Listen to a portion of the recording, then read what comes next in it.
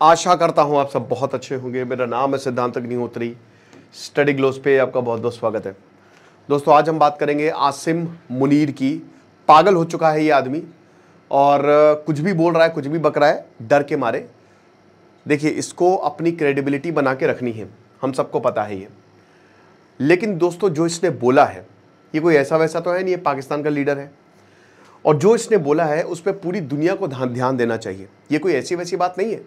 ये पाकिस्तान का military leader बोल रहा है, जो मिलिट्री चीफ है, जो मार्शल है, चीफ। मतलब आप ये समझिए कि अगर इसके मुंह से ये बातें निकल रही हैं तो देखिए, ऐसा होने वाला नहीं है। बट भारत को सीरियसली और पूरी दुनिया को सीरियसली लेना चाहिए और आपको हमारा आर्टिफिशियल इंटेलिजेंस का कोर्स सीरियसली लेना चाहिए। मात्र 100 सीट्स बची हैं दोस्तों। दुनिया का सबसे सस्ता AI कोर्स 800 रुपये का। Video creation, image creation, prompt engineering, chat GPT personal use के लिए, यूट्यूब, इंस्टा, लिंक्डइन के लिए कंटेंट, कस्टम GPT और मतलब अपना काम कैसे ऑटोमेट कर सकते हैं। AIN60 कूपन कोड यूज़ करें। देखो, लाइव क्लासेस 15 अगस्त को भैया को रिकॉर्डेड भी मिलेगी। 1 साल की वैलिडिटी है। रिकॉर्डेड लेक्चर्स आप जितने देखें, लाइव के 12 घंटे बाद वो रिकॉर्डेड फॉर्म में अवेलेबल हो जाती है। कुछ बच्चों को लगता है खाली लाइव ही क्लासेस होगी, ऐसा नहीं है यार। लाइव क्लासेस कैसे हो सकती है? लाइव तो होंगी, साथ साथ वही लाइव रिकॉर्ड फॉर्म में भी मिल जाएगी। तो पाकिस्तान का जो आर्मी चीफ है और फील्ड मार्शल आसिम मुनीर ने कुछ बात कही है। आपको पता है कि अमेरिका गया हुआ है, सेंटकॉम कमांडर माइकल कुरिला से ये मिला है। अब मैंने अभी बताया था कि ये 3 महीने में दूसरी बार अमेरिका गया है। भारत और पाकिस्तान के रिलेशन तो आपको पता ही है और भारत और अमेरिका के भी रिलेशन लगातार नीचे जा रहे हैं। अब देखिए, हम भी ये कह सकते हैं कि तुम क्यों पाकिस्तान से इंगेज कर रहे हो, लो हम भी टैरिफ लगाएंगे। हम कह सकते हैं ना, जैसे अमेरिका कह रहा है कि भारत क्यों रशिया से तेल खरीद रहा है, तो ऐसा हम भी कह सकते हैं कि क्यों पाकिस्तान का ऑयल रिजर्व जो है वो अमेरिका डेवलप कर रहा है, जो डोनाल्ड ट्रंप ने बोलना चाहिए मेरे ख्याल में भारत को। बिल्कुल ये बात उठानी चाहिए। भारत ने ये 6 पॉइंट में अभी प्रेस रिलीज जारी करके ये तो बता दिया कि यूरोप कितना तेल खरीदता है, लेकिन उसको पाकिस्तान का भी एंगल लाना चाहिए था कि आप भी तो हमारे दुश्मन से इंगेज कर रहे हो, तब तो आपको कोई प्रॉब्लम नहीं है। तो इसने कहा है दोस्तों कि देखो, हमको पाकिस्तान और भारत का युद्ध होगा। स्पीच दी है इसने वहां पे, और अगर पाकिस्तान हारा तो हम न्यूक्लियर अटैक करेंगे और हम ये सुनिश्चित करेंगे कि पूरी दुनिया, आधी दुनिया जो है हमारे साथ जाए। ये बहुत बड़ा स्टेटमेंट है। ये एक तरीके का न्यूक्लियर ब्लैकमेल है पूरी दुनिया को कि अगर हम हारे, जो कि हारेंगे ही, तो हम आधी दुनिया को ले डूबेंगे। हम तो डूबेंगे ही सनम, खुद तुमको भी ले डूबेंगे। अब ये पहली चीज पाकिस्तान की लीडरशिप की मेंटालिटी दिखाता है कि उनको किसी से कोई मतलब नहीं है। वो यहां पे सुसाइड अटैक करने आए हैं, फिदाइन हमला करने आए हैं। दूसरा पॉइंट, ये न्यूक्लियर ब्लैकमेल है दोस्तों, पैसा निकालने के लिए।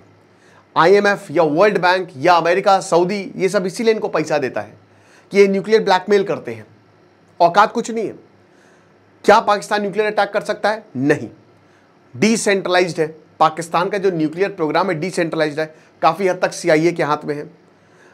आजकल पहले से ही चीजें पता लग जाती हैं। कुछ ग्रे एरिया ऐसे हैं जहां पे भारत भी इनके न्यूक्लियर प्रोग्राम को खत्म कर सकता है, या भारत को पहले भनक लग सकती है तो भारत पहले अटैक कर देगा, प्रीएम्प्टिव स्ट्राइक्स कर सकता है। और दूसरी चीज, पाकिस्तान का न्यूक्लियर कितना अच्छा है आप कह नहीं सकते, यू नेवर नो। क्योंकि देखिए, पाकिस्तान, हम ये भूलते हैं कि अगर पाकिस्तान न्यूक्लियर अटैक करेगा तो भारत की जो न्यूक्लियर पॉलिसी है, हम टोटल एनाहिलेशन करेंगे। उसमें चाइना के इंटरेस्ट है, अमेरिका के इंटरेस्ट है, तो कोई नहीं चाहेगा, चाइना भी बिल्कुल नहीं चाहेगा कि ऐसा हो।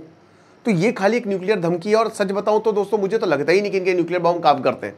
ये जलाएंगे, इसे कान बंद कर लेंगे, फट पुस, कुछ नहीं है। ये तो बस फालतू चीजें हैं।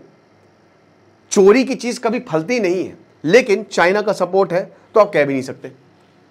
यहां पे इस तरीके की बात को कहना, बोला कि एग्जिस्टेंशियल थ्रेट है, मतलब ये मानते हैं कि भारत हमको खत्म कर देगा एक ना एक दिन।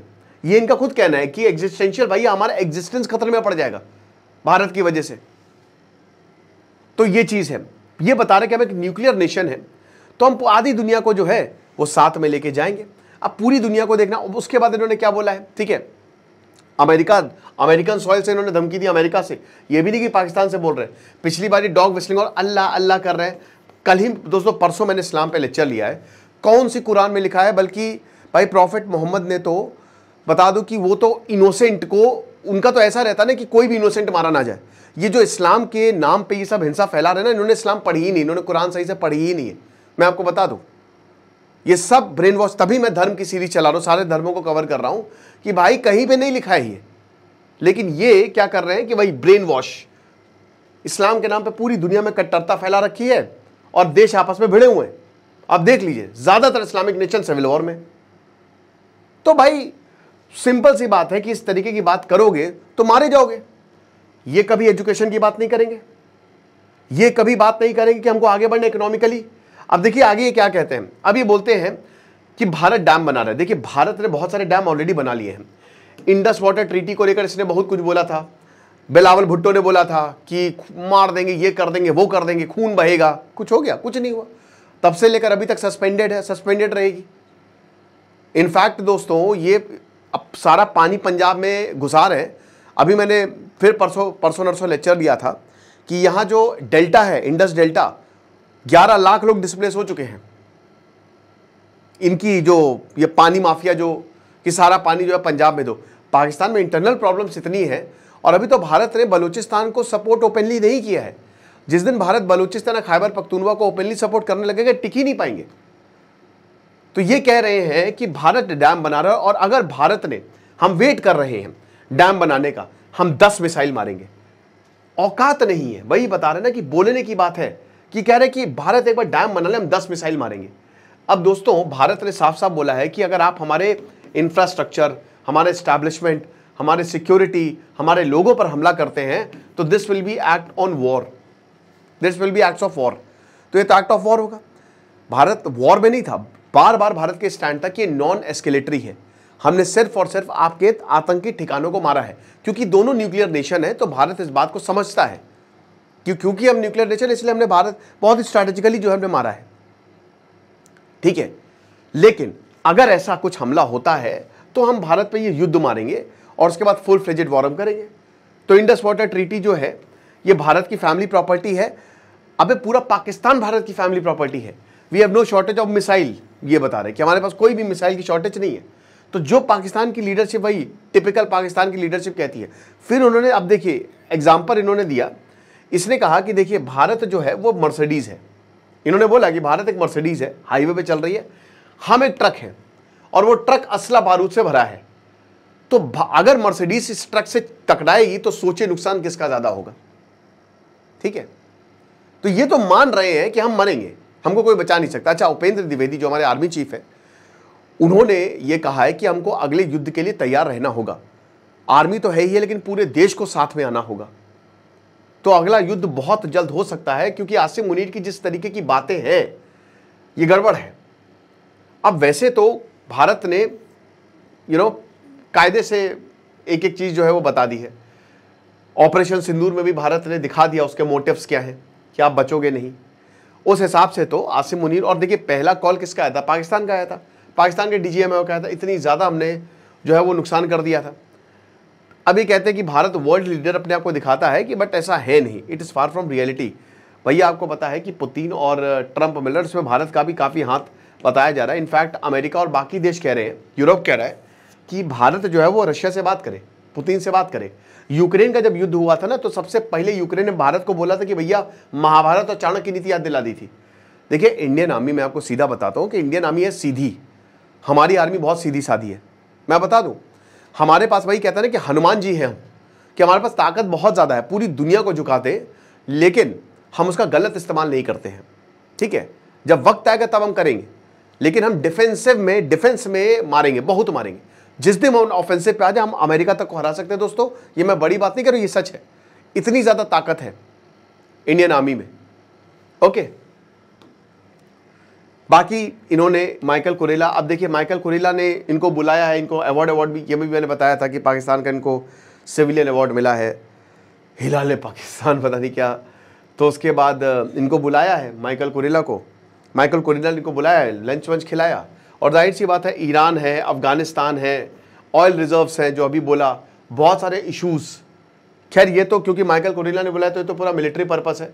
ये 1980s में एरा में जाते हुए दिख रहे हैं, वही सोवियत अफगान वॉर वाला। और अगेन इसकी लीडरशिप को, माइकल कुरेला की लीडरशिप को भी जो है वो काफ़ी ज़्यादा प्रेस किया। फिर उसके बाद जो जॉइंट चीफ ऑफ स्टाफ है जनरल डैन केन। अब आप एक बात बताइए कि आसिम मुनीर ये मिलिट्री लीडर से मिल रहा है, डोनाल्ड ट्रंप से नहीं मिला है, ये मिलिट्री लीडर से मिल रहा है। तो व्हाट्स ऑन द कार्ड्स समझना पड़ेगा कि क्या ईरान है। लेकिन एक चीज़ दोस्तों एक और मैं इसमें ऐड करना चाहूँगा कि अब ना भारत को भी कुछ करना पड़ेगा। पहली बात मैं ये मानता हूँ कि अब भारत को ना, चाहे यूनाइटेड नेशन हो चाहे कहीं पे भी हो, और पूरी दुनिया को ये बताना पड़ेगा कि अब आप पाकिस्तान का न्यूक्लियर प्रोग्राम छीनिए, इनको डीन्यूक्लियराइज करिए इस तरीके की स्टेटमेंट की वजह से। और भारत को ये पूरी दुनिया को कन्विंस करना पड़ेगा कि बहुत ज़्यादा ज़रूरी है कि आप देख सकते हैं कि कैसी स्टेटमेंट इनकी तरफ से दी जाती है। Nuclear nation with greater power comes greater responsibility. तो ये इनके पास रिस्पॉन्सिबिलिटी नहीं है। ओके, तो बेटर यही है कि हम सब मिलकर इनको डीन्यूक्लियराइज करें और इनका जो न्यूक्लियर प्रोग्राम हो वो किसी और देश के हाथों में रहे, चाइना के हाथों में, जिसके भी हाथों में रहे। ये दोस्तों बहुत ज़रूरी रहेगा। और भारत यूनाइटेड नेशन में मोशंस लेके आया, जो भी उसको लगे, ठीक है, रेजोल्यूशंस लेके आया ताकि पाकिस्तान को उसकी औकात दिखाई जा सके। दूसरा दोस्तों पॉइंट ये है कि भारत को अपनी भी न्यूक्लियर पॉलिसी जो है ना वो मेरे ख्याल में थोड़ी चेंज करनी पड़ेगी। चलिए आप न्यूक्लियर फर्स्ट ना कहें, लेकिन ऐसी न्यूक्लियर धमकियों पर अगर न्यूक्लियर फर्स्ट हो जाता तब तो खेल खत्म है, क्योंकि फिर तो पाकिस्तान के जो वॉरेट्स हैं वो हमेशा रेडी पोजीशन में रहेंगे, जिसके पाकिस्तान के इकोनॉमिक रिसोर्सेज ड्रेन होंगे। ठीक है, पाकिस्तान इकोनॉमिकली जो है बहुत ज़्यादा परेशान होगा। तो ये कर सकता है क्योंकि भारत को अब अपने पॉलिसी चेंज में ज़रूरत है। इस तरीके की न्यूक्लियर धमकी पूरी दुनिया को जो है वो बहुत ही सीरियसली लेनी चाहिए। बोला कि आधा दुनिया, तो इसमें भारत ने, इन्होंने दुनिया को घसीट लिया है। ठीक है, तो यही चीज़ है। बाकी दोस्तों देखेंगे और भी बहुत सारे डेवलपमेंट्स आ रहे हैं।